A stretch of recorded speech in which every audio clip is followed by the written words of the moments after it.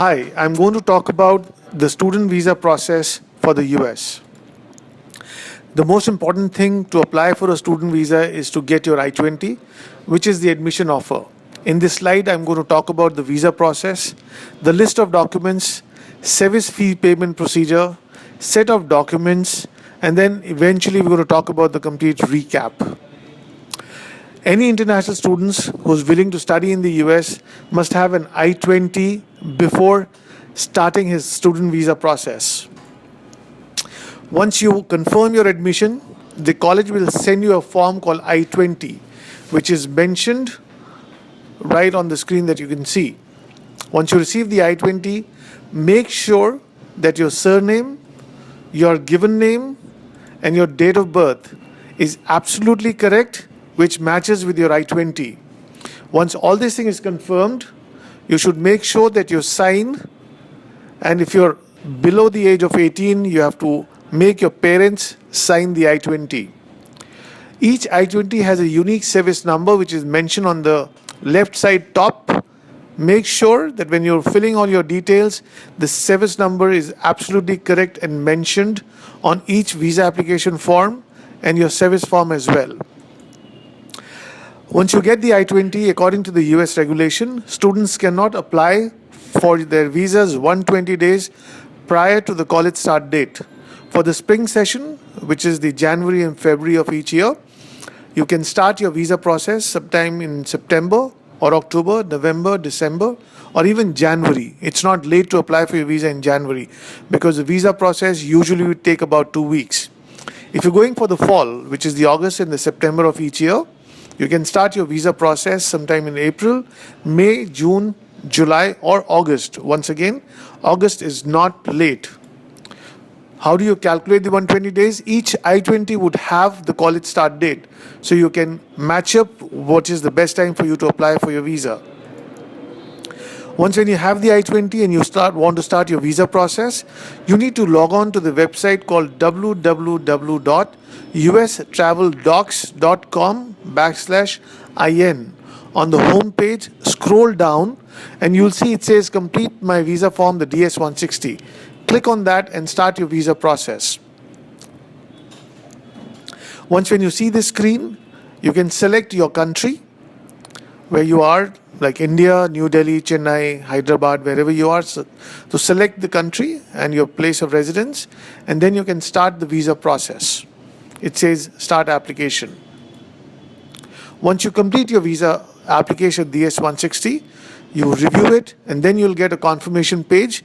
So you need to again check that all your bio information is absolutely correct, which means your name, your date of birth, your passport details.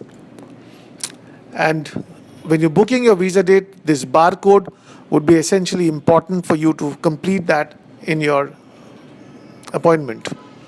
After completing your DS-160, in order to book your visa date, you need to again log on the ustraveldocs.com/IN and you need to create your profile.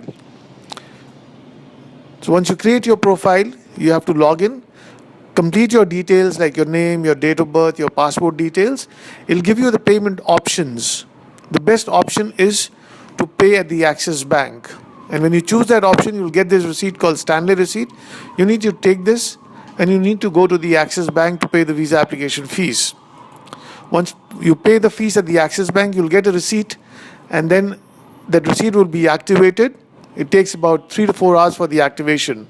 Once it is activated, your records would be, once the visa application fees is paid and it is activated, your records would be updated. It will be shown on your profile. And once it is shown on your profile, you have to log in and you have to fix appointments for your fingerprints and your visa interview. So essentially, you have to be scheduling 2 visa interviews. Once when you have scheduled, you'll get an appointment confirmation. So print this receipt and show up at the OFC counter or at the visa counter at least 30 minutes before the visa interview. It's always important to be there early. Now, what all documents you must carry? When applying for your student visa, you must carry all your financial papers, all your education documents and work-related documents. Financial documents, carry the saving account statements of your family, the passbook or the computer generated printouts for the last 6 months, proof of investments like fixed deposits, LIC policies, mutual funds, shares, bonds, PF, GPF, and the tax returns for the last 3 years. Property papers, you can carry your residential documents, your commercial property, ancestral property, your farmlands. You may only carry photocopies of all the property papers. It is not important to get them evaluated. The most important thing is to show that your family is financially and economically stable in India. If your family is into business, carry the registration of the company, the memorandum of article, the business card of the family, the current account bank statements, proof of investments, and a CA report which is attached to the income tax returns of the company which was filed. You don't have to get another CA report evaluated or done. All your education documents, which includes your school certificates, your college degrees, your GRE, your GMAT, your SAT, and your TOEFL scores. Most of the time, your GRE and your GMAT scores are online scores. You may not have the originals.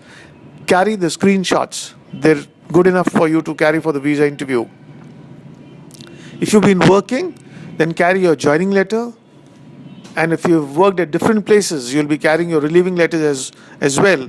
It's not important for you to resign and get a relieving letter before you apply for your visa. And of course, if you've been working currently, so carry your current salary slips. And service fees is also very important. Service is Student Exchange Visitor Information System fees, which goes to the US Government Department of Homeland Security. Each I-20 has a unique service number, and it is linked to your visa application and your I-20. In order to pay your service fees, you need to log on to www.fmjfee.com and follow the instructions. Over there, you may have to pay $35 extra if you want an expedited delivery. But I would recommend just order a regular receipt. And the online receipt is good when you go for your visa interview. When you go for your visa interview, it is important that you carry your documents in sets. So the first set is going to be your passport, your visa appointment letter, your visa fee receipt, your DS-160 confirmation page, your I-20, and your service fee receipt. The second set is going to be all about your education documents, which includes your college degree, your school certificates, your GMAT, GRE, TOEFL scores. The third set, if you've been working, carry all the work-related documents like the joining letter, the salary slips, and relieving letter. The fourth set, all your financial papers.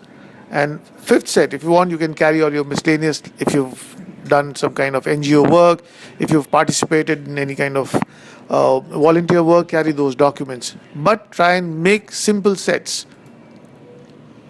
US visa interviews are subjective, or in fact, any interview is subjective. What you say, what the officer may understand, could be two different things. So it's important to understand what is the visa law and how does it work. So it's important to understand the complete structure of the visa interview. In order to qualify for a visa, it is important that you prove that you're not a potential immigrant, you've got reasons to come back. So the visa law states that anyone who's applying for a visa is a potential immigrant until proven otherwise. So you need to show that you've got strong ties to your home country, which includes your social ties, your economical ties, and because you're going as a student, so it is important to show your professional ties to your home country. That how will this education help you? Once your visa is approved, make sure that you check the details on your visa which matches your passport and your I-20. Your name, your date of birth, your passport details, your college name, and the service number. So let's go through a quick recap. In order to apply for a visa, you first need to have an I-20. You then need to fill your DS-160, pay the visa application fees, your service fees, schedule an appointment, and collect all your documents. Apart from the visa services, we also provide the study abroad, your admission process. We've been doing this now for almost 5 years. In terms of study abroad, we send almost 1,000 students which have been admitted to Harvard, Cornell, Columbia, UCLA, Carnegie Mellon, Yale, and UC Berkeley. Apart from this, if you need any other additional services like education loan, Forex, international SIM cards, international ticketing, feel free to get in touch with us. Thank you. and make sure that we connect. We are available online. You can visit our website. You can follow us on Twitter or Facebook. Thank you.